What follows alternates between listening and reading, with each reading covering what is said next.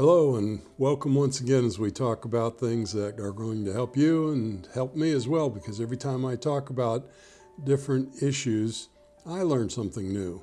And that's what we want. We want to keep growing and learning, and that helps us to also help others. I'm Dr. Pierre Samaan. I'm Director of New Horizons Institute of Counseling, and today we're talking about suicide. We're talking about the new look at suicide, because there's been new research that has come out over the last few years, and it's interesting.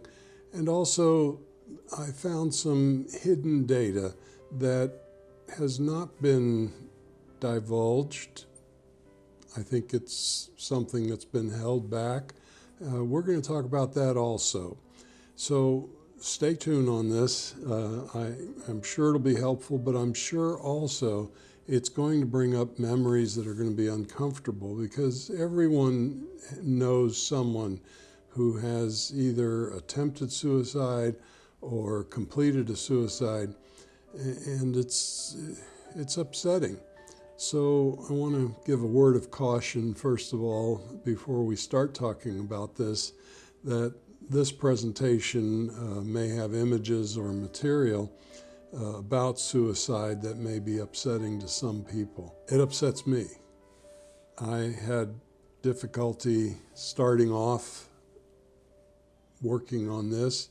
Over the years, 30 years of professional faith-based Christian counseling, you get to know people who have attempted suicides, people who have completed suicides that you once knew.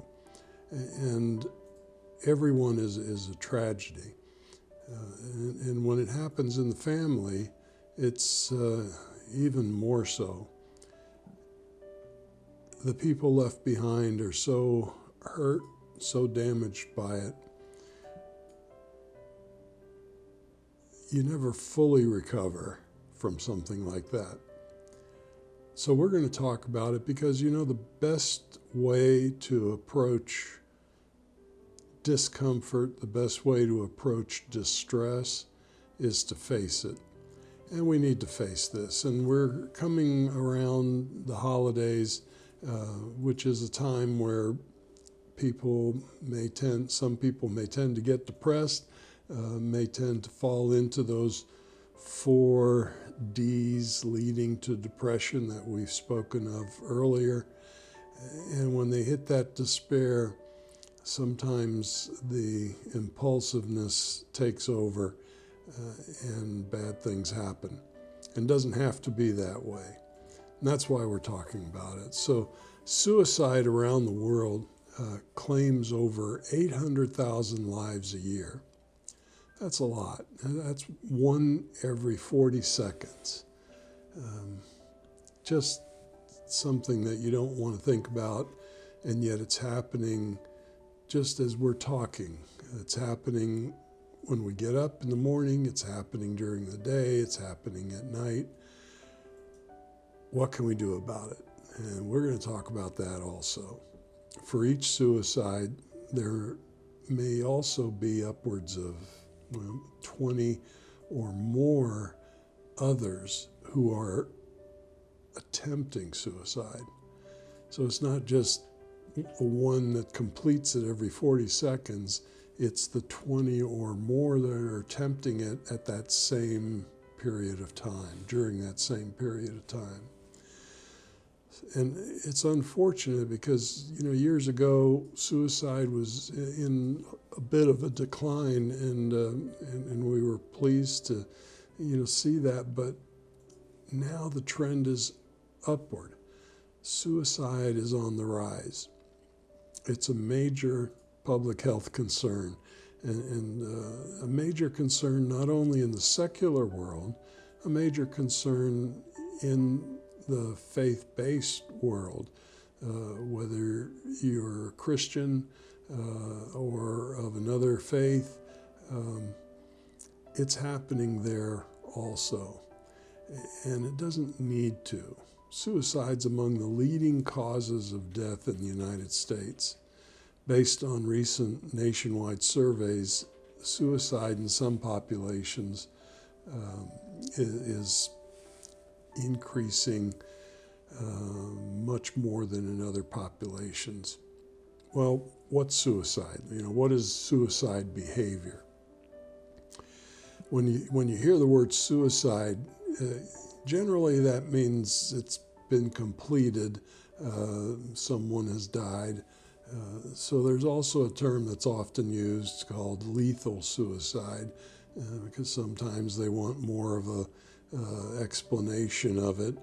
But suicide or lethal suicide is defined as death caused by self-directed injurious behavior. In other words, death caused by someone harming themselves with the intent to die as a result of whatever they're doing, however they're doing it. On the other hand, a suicide attempt is also called a non-lethal suicide. And a non-lethal suicide or suicide attempt it's not fatal. It's self-directed. It's the person doing it against themselves. It's not someone who is helping them to do it, because now that's murder. And so when they're doing it against themselves, they're doing something that's potentially injurious to them if it's a suicide attempt. And it's with the intent to die. That's on their mind, certainly going on in their behavior and in their actions. And it might result in injury or it might not. A suicide attempt, nothing may come of it other than they get treatment, or a suicide attempt may be something that causes serious damage. I once treated a man in the hospital when I used to work in a psychiatric unit many years ago, starting out, and he was in a wheelchair. And he was among my first patients that I worked with. And I asked him, well, what happened that put you in this wheelchair? Because I could see on the notes that he wasn't born that way. And he told me the story of his multiple suicide attempts and how the last one put him in a wheelchair. Actually, the one before the last one put him in the wheelchair. The last one, which was why he was in the psychiatric unit at that time, was because he tried to slit his wrist, and it caused damage to his muscles in the forearm and in the strength of his wrist. He was unable to push himself in the wheelchair anymore. And he was also an alcoholic. Cascading effect. One thing on top of another on top of another. We're going to talk some more about that at another time. Then you have suicide ideation, which is suicide thoughts. It refers to thinking about it, considering it, or even planning it. And that's why many times you go to the doctor, you're depressed or something, and they might ask you, have you had any thoughts of harming yourself, or have you made a plan? Because those are indicators to pay attention to. There are features regarding suicide behavior, and some of those features involve not only the ideations or the thoughts, but the communicating. So for most people, when they're thinking seriously about suicide or harming themselves, or they've had enough of this world and they just want to leave, they start talking about it. And that's when we should be paying attention, certainly, when they start talking about it. And generally, when you see the thinking and the talking, there's going to be behavior. And so those are the three features that you often see: thinking, communicating, and the behavior. And behavior may be giving away all of their close personal things that they love to their friends or their family, or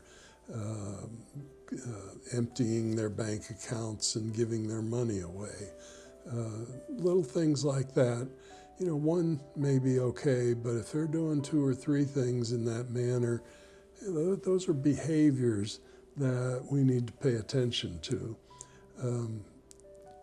Gesturing is a behavior. So gesturing, you often see on TV, the live Ph.D, if you watch that, or Cops, where someone is gesturing suicide with a knife and they're going to stab themselves, or they're going to do this, or they're going to do that. That's gesturing that occurs. And it's with the intent to die. They're being sincere about it. They're being genuine about it. There might be a part of them that really doesn't want to do it. They really want to be talked out of it. But there's another part that really wants to do it. And which way is it going to go? So suicide characteristics are self-initiated. That is, it's coming out of the person themselves, and it's with that intent to die. I'm going to do this. I'm going to do that. When those words are that firm, that's a red flag waving. Pay attention. I recall years ago, I was at my office in Daytona, and I received a phone call from someone. The secretary said, "Someone wants to talk to you." And so I answered the phone, and didn't know this person. And as I'm asking him, how can I help him, what's going on, he's telling me that he's going to jump off the bridge, that he's had enough. And he's telling me his story as I'm asking to get more information, and I'm trying to find out where is he. Now this was before cell phones even, and so there was accessing, where's this guy calling from, wasn't that easy. Fortunately, I had a wonderful secretary at the time, and I was able to signal to her and have her follow up with it, contact the police, find out, get more information about where he's calling from, if I could draw it out of him. Found out he was in a motel room, eventually found out the motel, and the police knocked on the door. I could hear it as I was talking to him on the phone, and they were able to intervene on time. Scary thing, because most definitely he was going to do it. You can tell when someone's being genuine about something like that. But there was a part of him that was hanging on, a part of him that was just holding on to whatever he could, whether there was hope or whether there was fear, it doesn't matter. He was hanging on. And it's up to us to pay attention, if we can pay attention to that, in helping them to hang on. But we're not responsible for what they do. We're not responsible for someone's suicide or someone's attempted suicide. Now, certainly there are individuals who may have contributed to the despair that individual may be in, or may not have been supportive in some way, but still the responsibility is in that individual. So fortunately for that outcome on a suicide attempt, it was a non-fatal outcome. Unfortunately, suicide is the 10th leading cause of death in the U.S. That's up there. Between the ages of 10 to 34, it's the 4th leading cause of death.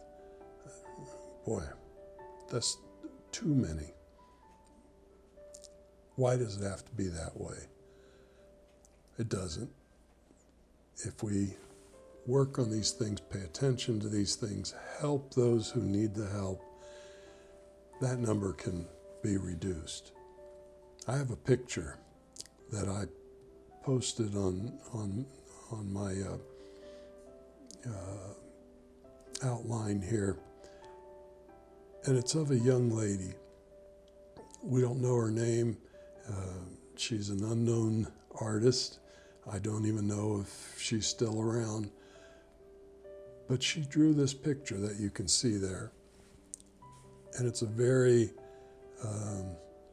revealing picture of what someone is thinking about on the inside when they're thinking about suicide. And I don't know if you can read it here, it's difficult, but she writes on here, this is why people commit suicide. And you can see the conflict that's inside of her. You can see the struggle that she's going through. You can see the crossed arms, holding herself in, hiding, withdrawing, isolating, protecting. You can see some of the marks that she's put on her body that she's drawn, and the words cutting, and other words that I can't even make out. Fake confusion, all this clutter going on in the mind. And you know what? It's clutter that's been accumulating over time.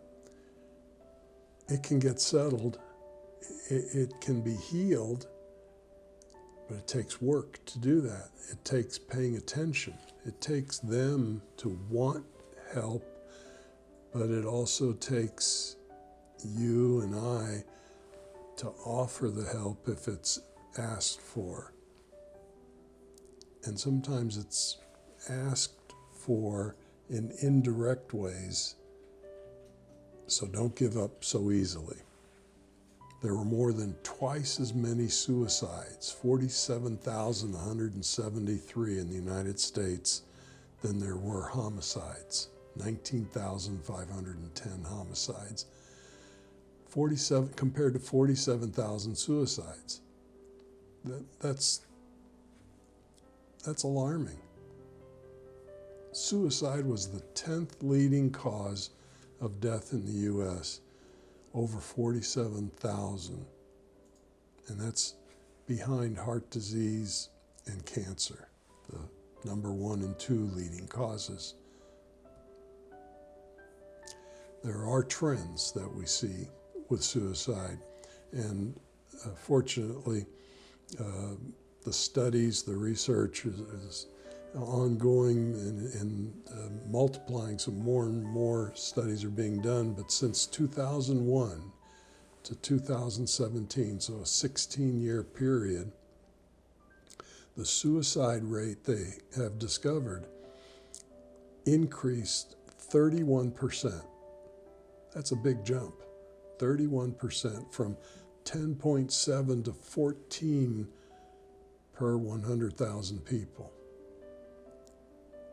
Why does it have to be that way?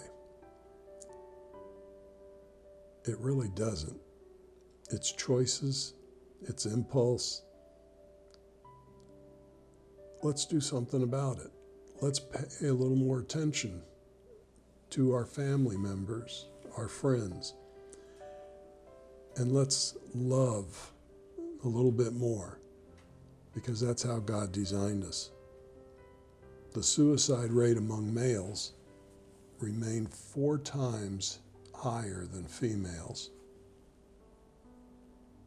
And among females, the suicide rate was the highest for those aged 45 to 54. Among males, suicide rate was highest among those 65 and older. I'm approaching 70. I'll be 70 on November 1st. And I think I'm winding down. I'm slowing down a little bit. but I'm smarter than I ever was. My brain is growing as brain researchers are identifying that if you keep stimulating your brain, if you keep learning, your brain will keep growing. So you become smarter as you get older, actually. Certain things change. And one of the things that changes is your body isn't responding as quickly as your mind may want it to. And then there's disease, illnesses, other things that have accumulated over the years, slowing you down. And so elders, senior citizens, unfortunately for males, thinking more about getting it over with. Doesn't have to be that way. There's so much to look forward to, so much to do, and so many people that need help, that you can help, that I can help. Suicide accounted for $50 billion of fatal injury costs in the U.S. $50 billion. Money being tossed away. Imagine if that money gets refunneled as suicide reduces, and that money goes back into helping and encouraging. Among adults across all age groups, prevalence of serious suicidal thoughts was the highest among adults 18 to 25. Listen, we're going to talk some more about suicide. I know it's uncomfortable. I know a lot of you don't want to hear it. It's like an elephant in the room. You don't want to talk about it. But let's pay a little attention to some of this. There are things that we can look at that can be helpful, but also it helps us to understand others a little more. So next time we're going to take a look at some data that certain groups don't want you to see. And I found this data very, very interesting. We're also going to look into new research identifying the 2 leading indicators of suicide. And we're going to talk about what can we do about it. So I hope you'll stay tuned and give me a call or post a comment if you have a story you'd like to tell about this. Push the like button and follow us. Also, go to the website and add your email to the newsletter list. That way you'll get newsletters weekly letting you know when there's a new article coming out or when there's a new YouTube video coming out. My program will not allow me to add your name. You have to put your name. That way it's you wanting it in there. And God bless. We'll talk some more about this next time.